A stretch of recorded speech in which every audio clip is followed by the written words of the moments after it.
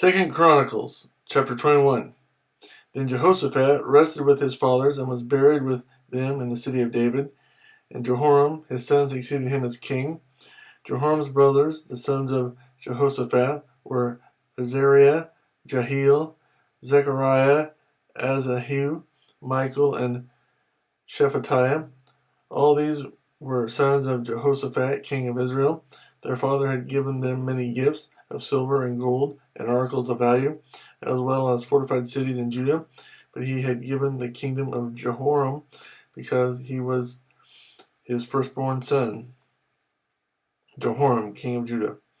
When Jehoram established himself firmly over his father's kingdom, he put all his brothers to the sword along with some of the princes of Israel. Jehoram was 32 years old when he became king, and he reigned in Jerusalem 8 years. He walked in the ways of the kings of Israel, as the house of Ahab had done, for he married a daughter of Ahab. He did evil in the eyes of the Lord. Nevertheless, because of the covenant the Lord had made with David, the Lord was not willing to destroy the house of David. He had promised to maintain a lamp for him and his descendants forever.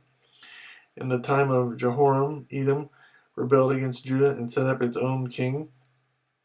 So Jehoram went there with his officers and all his chariots. The Edomites surrounded him and his chariot commanders, but he rose up and broke through by night. To this day, Edom has been in rebellion against Judah. Libnah revolted at the same time, because Jehoram had forsaken the Lord, the God of his fathers. He had also built high places on the hills of Judah, and had caused the people of Jerusalem to prostitute themselves, and had led Judah astray. Jehoram received a letter from Elijah the prophet, which said, "This is what the Lord, the God of your father David, says.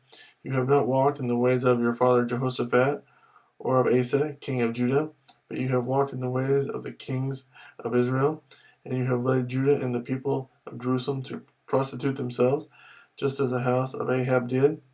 You have also murdered your own brothers, members of your father's house, men who were better than you.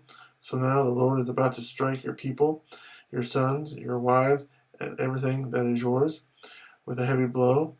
You yourself will be very ill with a lingering disease of the bowels, until the disease causes your bowels to come out." The Lord aroused against Jehoram the hostility of the Philistines and of the Arabs who lived near the Cushites. They attacked Judah, invaded it, and carried off all the goods found in the king's palace, together with his sons and wives. Not a son was left to him except Ahaziah, the youngest. After all this, the Lord afflicted Jehoram with an incurable disease of the bowels.